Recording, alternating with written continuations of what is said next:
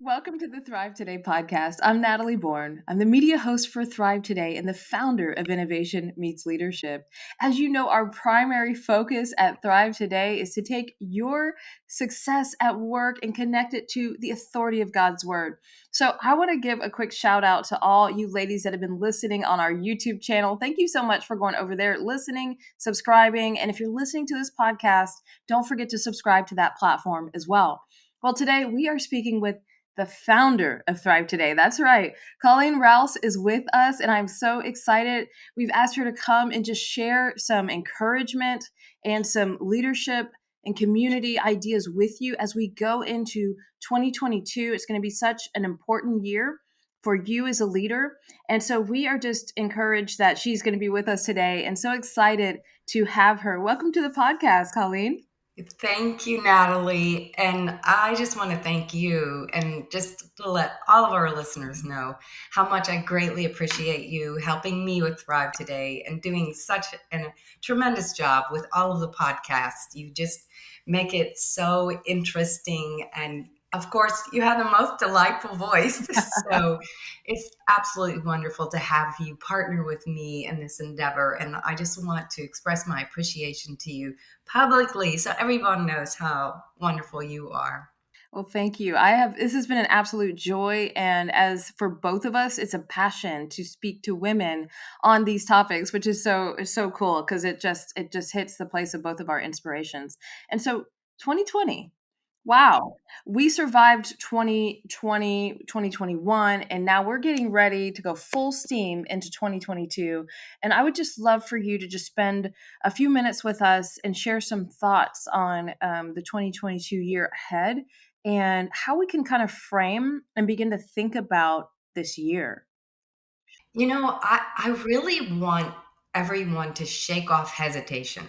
I think we need to be done with hesitation and to allow a different type of anticipation to come up within us, because I feel like in some ways we've either strangled or we've suppressed the dream. And I think we have to just recall how big our God is, that we are called to live as overcomers in this life, no matter what is going around us. And I think we are called to be standouts, to be evidence and proof that God is alive and well, and He has a dream for us, even in the midst of adversity, and that we just begin to restore our hope, put our hope back in Him, and to just take a deep breath and say, I'm going for it this year. I love that because to me, when I hear you say hesitation, behind that, I just hear this undercurrent of fear that a lot of women may be dealing with, the fear to step out, the fear to move forward, the fear to, and then insert whatever that is for them. But I just hear this undercurrent of sometimes we're afraid, like we know there's a call on our life, we know that God's called us to do something, but then comes the fear. Yes. And you know what? I think it kind of crept in on us unaware because we were trying to exercise wisdom. And in the midst of a pandemic, you certainly want to do that. And so, but it began to be a part of our everyday. It crept into our psyche. And I think it impacted us in ways that we have not realized. And think about how much and how willing we were to take risk before. And now the risk factor has been diminished. And so I think we need to really prayerfully, in fact, this would be a good goal for us at the beginning of this year. Lord, search my heart. Like David said, see if there be any evil way in me. And, the evilness isn't necessarily linked to our character, our behavior, but it's things that we have adopted and accepted that aren't serving us well. And to ask Him pointedly, Lord, if there's fear in my life, if I have embraced fear over faith, then show me where this is, and that I can learn to trust in your word and the power of your name to do what you've called me to do, because that has not changed. Wow. And fear, it's so interesting what you said.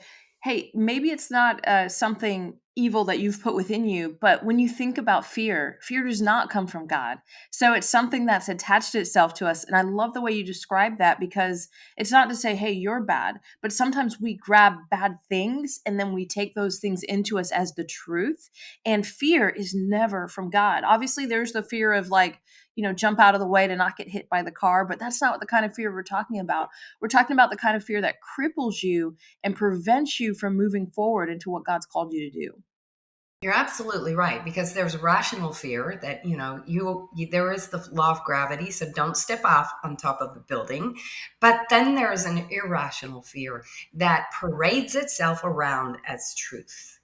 And then it gets endorsed by the media, by social media, by the avenues that are influencing us. And so this is why we have to guard our heart, our ears, and our eyes. In fact, you know what? I don't watch the news anymore.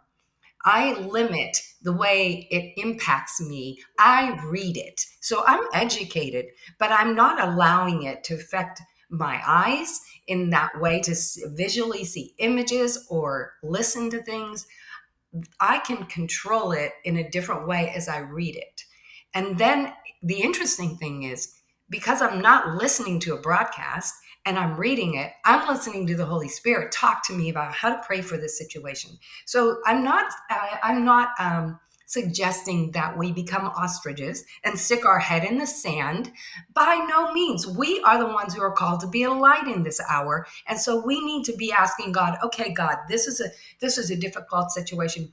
What are you going to do with it? And what do you want me to do with it? So this Pretty is simple.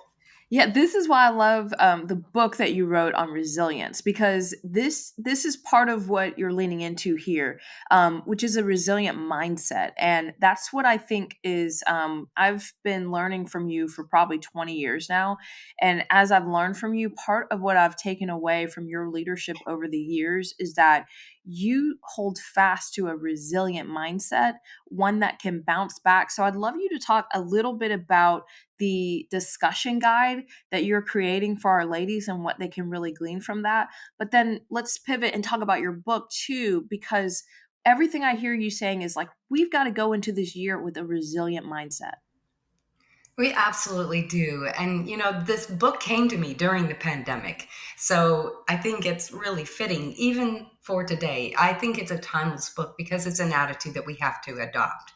And one of the things that I sort of make fun of is, when you think about adversity, adversity is here to serve us because it has a way of bringing out our strengths and our best.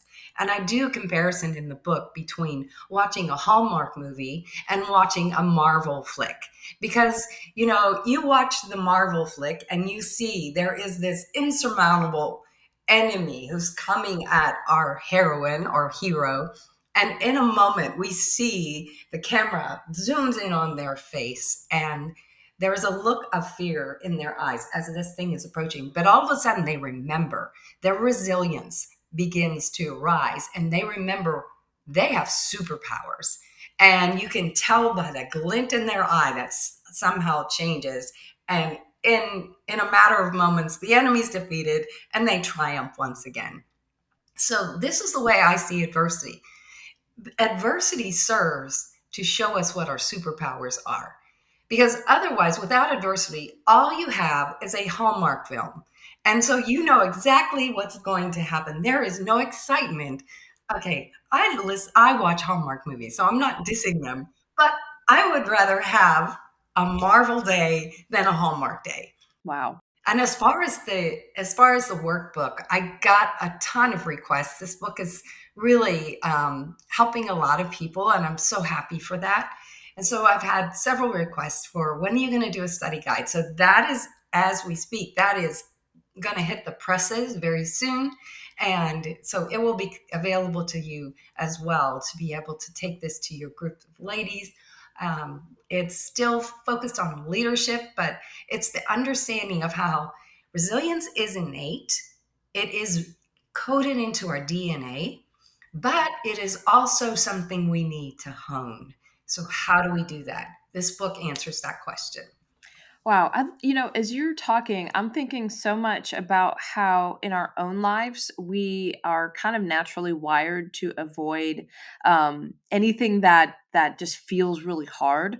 Um, some people are wired to go after hard things, but most of us are wired to kind of avoid pain, to avoid hard things. But then we also kind of pass that down to our kids, where we try to shelter and shield them from things. But if we think about our own life and some of the hardships we face in our own life, it's almost like that is what has made us the person we are today. And so if we shield ourselves and others from hardship, oftentimes they never learn the lessons and we never grow outside of our comfort zone. So I'd love, again, just thinking more about that book. Um, what would your encouragement be for the ladies on the line who maybe haven't read the book yet on how that might help grow them, stretch them outside their comfort zone? Yeah, that's a brilliant perspective you just shared with us. And, the strength of a leader is how well they handle disappointment, because disappointments are going to come in our lives, they reveal, you're like, okay, if you're going to be a diva, don't be a diva about disappointments, because the world is not here to serve you, you are here to serve the world. And so just understanding that whatever this disappointment I'm in the middle of, like I said earlier, it's kind of like, okay, God, I'm walking in harmony with you, I am stepping in harmony with you, and so you're going to do something with this disappointment. I'm going to watch and see what you do with it.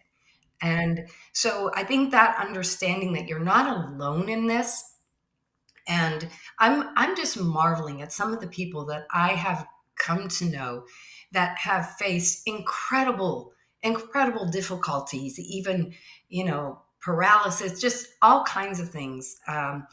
That they have the best attitudes. So your attitude is essential. What are you going to allow to turn over, and what are you going to enumerate on over and over and over again? You really have to stop the flow of this negativity and this focus on the negative and the lost by focusing on the next. What is true about this? What is the next? What is the God's redemptive, and I want to let him to have that full privilege, that full permission to redeem every part of my life. And as a leader, this is essential because this will keep us from being discouraged. Like David, he knew how to encourage himself in the Lord. So there you go. It's okay for you to talk to yourself. David did it and they didn't lock him up. So we should give ourselves pep talks. Who cares what anybody else thinks? Well, I love that because you have a new book coming out and it's called Rhythm. Can you talk a little bit about this book and what you're hoping to infuse into the ladies as a result of them picking this book up and putting it in their hands?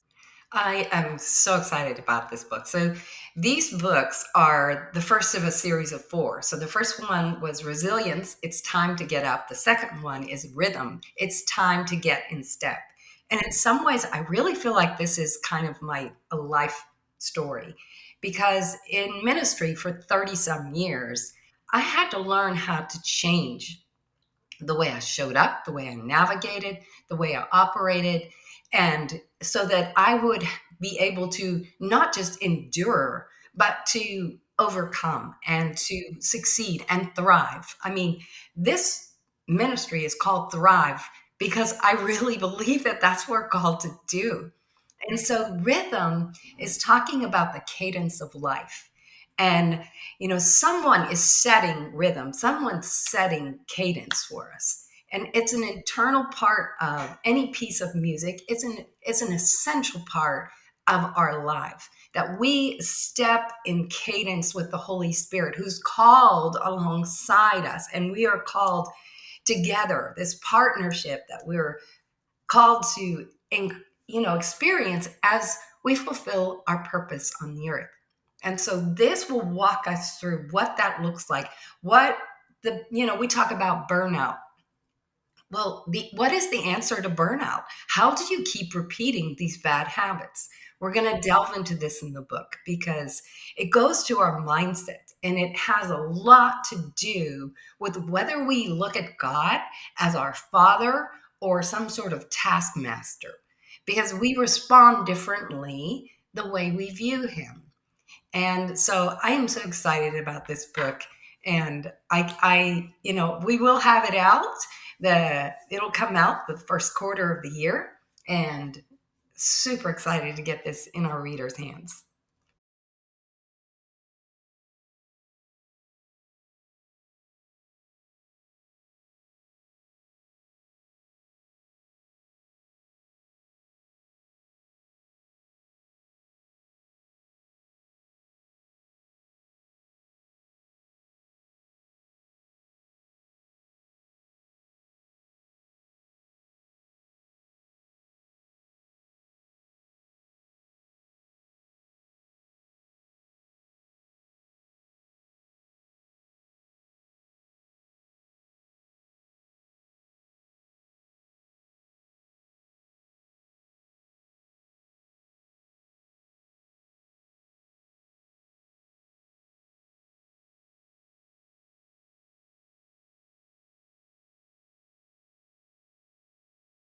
Absolutely, absolutely. Like, we just can't let our gift become our grind. There is a way to do this life, a cadence, and the way we understand responsibility, all of those things, so that there is harmony Mhm. in our life story. Well, I would love for you to just talk a little bit about just what's been going on in Thrive today, like year in review, and then what should women expect for 2022 as they look ahead at Thrive today? Well, it's amazing to me. We are now 6 months old, and the growth that we've had in 6 months is just remarkable. And so we have been receiving tremendous response to our Thrive Today journal, which we will continue. So our readers can expect that. And more thought leaders, just the divine connections that have been happening. Yeah. But one of the changes we made is because we understand that women like to receive gifts. And so we decided to compile as things are dropped, usually over that once a quarter. There's things that are dropped during each month of the quarter. Well, we had the ingenious idea to compile it all into a curated box. So at the beginning of every quarter, they will receive the magazine, a resource or two, and a gift, and some other things that will help serve them and bless them. So I'm really excited about this. And so when you sign up for the membership, you will receive all of this on a quarterly basis. It'll all be there neatly in your box, and you can just take your time to go through all of the resources as well as the digital things that will be coming out. We have some new digital opportunities and offerings coming out. One of the things that I absolutely love is I love to talk about the things that nobody else is talking about. Let's call them the grittier issues of life. And so we have some sessions we're going to be putting out called Around the Table. And these are dealing with some of the real hard issues that we as female leaders deal with. And we're going to be talking about the imposter syndrome. We're going to talk about the mean girl. Like, does she really exist? And how do we handle her? Or how do we not become her? And some other things along those lines, things that I hear women ask questions about. And so, as a matter of fact, to all of our listeners and our viewers, if you have some ideas, these are the topics I would love for you to delve into, then please email us and or go on our Facebook page and let us know what you're interested in, because after all, we're here to serve you. We just want to run alongside you and champion you and help cheer you on and help support you in the ways that we're called to support you. I'm so excited about that box. Like I think about Stitch Fix. Even though I went and picked out all the clothes myself, I get so excited when that box comes and I'm ready just to jump in there and see like what's in there and what surprises are in there. And so I just love the idea of you curating all these things together into a box so that we can have a little surprise every quarter that we open and just see all the goodies that are inside. And what I know about you is you have such a generous heart for the ladies. You handpick what goes in those boxes. You think about and pray about what's going to go in those boxes. And so they can always expect something really, really well done done it's always very nice, but it's always very special because you have thought about it. You've put your heart into what goes into each one of those boxes. Absolutely. And I love doing my love language is gift giving. So this totally fits in that. And so I want everyone to open it up and just be delighted and impressed and really to feel loved and valued, because a lot of times women in leadership roles are feel like they're fighting a system. And so they need to have support around them. They need to have people tell them, you know what? You need to go ahead and celebrate the gift that you're given. You don't need to apologize for it. You don't need to be arrogant about it. And you need to know that you're valuable and you're an asset and not a liability. I love that. I'm thinking about new year, new you, new opportunities. I walk up to so many women who, and I'm sure you have this all the time as well, where people are asking you to one on one coach them or mentor them. And you just don't have enough time in the day for all the people that want you to do that one on one. But you provide something that women can do monthly, and that's come together in community and be coached. And would you talk a little bit about how that program has gone? Because those coaching calls have such rich content, but they also include community, which is such an important aspect. I think a lot of times as women, we do not think, "Hey, I need a community of other women around me." But it is one of the most important things you can do as a leader is to get yourself into some community of like-minded professionals and individuals. And you're absolutely right. As a matter of fact, in our earlier studies and our focus groups, the one word that kept coming up consistently that the women wanted was community. So we try to find several ways to provide that. The discussion guides that are available to do small group discussions, and those are taking off. And the other thing is the coaching call. So I love, my favorite time is Thursday at 8 o'clock Eastern Standard Time. We jump on the call for an hour, and it is both. I love it because the opportunity to just extemporaneously talk about whatever issues that are emergent. We talk about the hurdles, the things that maybe some of the girls are facing, and then we just kind of tackle that and dismantle that and find ways to succeed it. In fact, the last call we did at the end of the year had to do with vision. And, it came as a surprise to me that there's some top notch leaders out there that really don't understand what vision is. And so we just kind of discussed that through the whole call. And then they asked me to follow it up with a blog. And so I've done that as well. Just what do you need to know? What do you want to know? What are you struggling with? Then that's what we're going to jump in and tackle together. And I love the idea of the community because we can learn from one another. There's just not one person with an answer. And so this affords us the opportunity to be able to have in this rather small group format to discuss things and to glean together and grow together. I absolutely love that. And I think that is what we're all even listening. If you're listening to this podcast, you're listening because you want to grow. You don't want to stay where you are. So I just want to remind you to head over to thrivetoday.com and check that out, because that is such an important feature of your own personal leadership and your personal journey. And I would recommend everybody do some type of coaching. If you haven't done it before, it's so critical and so important to your journey as a leader. Well, Colleen, do you have any final thoughts for us as we think about the 2022 year ahead with hope and dreams and hoping that it's going to be so different than 2020 was? Well, I want to go back to our earlier comments as we introduce this whole idea of letting go of hesitation, and to say, I'm not going to be this reticent individual. I used to be a risk taker. I'm going to go back to who I was. And obviously, we've all been changed, but I think we need to kind of look a little bit in the rearview mirror, not for the sake of re-experiencing pain.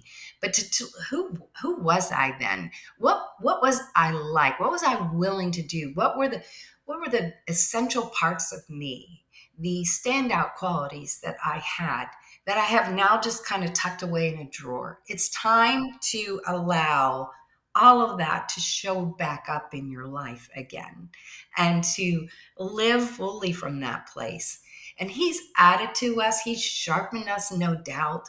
But I think it's just kind of an interesting perspective to have. Who was I before this pandemic? What were those qualities that I feel like I've, you know, just kind of drifted to the back? And now let's bring them forward and let's live fully so that we can bring back that harmony in our hearts and get rid of the dissonance in our lives. And the beautiful thing is that the Holy Spirit is in our lives producing the fruit of the Spirit. And out of love, joy, peace, patience, forgiveness, kindness, all of those things, we don't have to lose those qualities. We can allow them this year to even be more prolific in our life, because this is what He wants. And so we just need to learn how to, again, walk in harmony with Him so that those things are produced in our lives to reflect the glory of God.